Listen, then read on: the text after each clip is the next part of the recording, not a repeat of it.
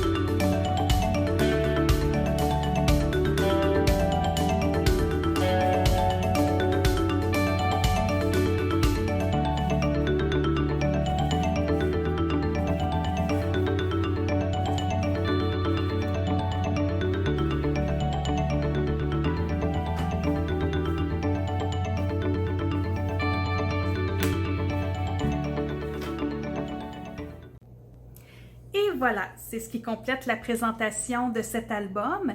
La collection Aesop's Fables de Ciao Bella comprenait 7 fables de La Fontaine que j'ai réussi à inclure dans cet album. J'ai aussi utilisé ce produit, j'avais oublié de vous le présenter au début de ma présentation. C'est une enveloppe avec une cascade de carton à l'intérieur, on le voit ici. C'est ce que j'ai utilisé au tout début, là, à l'intérieur de la couverture ici. Donc, elle est là, l'enveloppe qui est ici. Puis, je l'ai décorée, évidemment, avec la première fable. Et puis, je me suis vraiment beaucoup amusée. Je trouve cette collection magnifique. J'adore le format de cet album de 49 and Market. Alors, j'espère que mon album vous a plu. Vous avez vu aussi qu'il y avait énormément de Fussy Cutting. Au début de la présentation, je vous disais que j'avais utilisé 2 paquets de la collection de base. Bien, il y en a un des 2 que c'est presque uniquement du Fussy Cutting, donc du découpage de précision pour tous les éléments comme ceci, par exemple, que j'ai découpé partout à l'intérieur de l'album. Il y a plusieurs pochettes, des pochettes même un peu secrètes, un peu partout, afin qu'on puisse y ajouter toutes sortes de choses comme des photos, par exemple. Alors voilà, je vous souhaite une belle fin de journée et au plaisir de vous retrouver.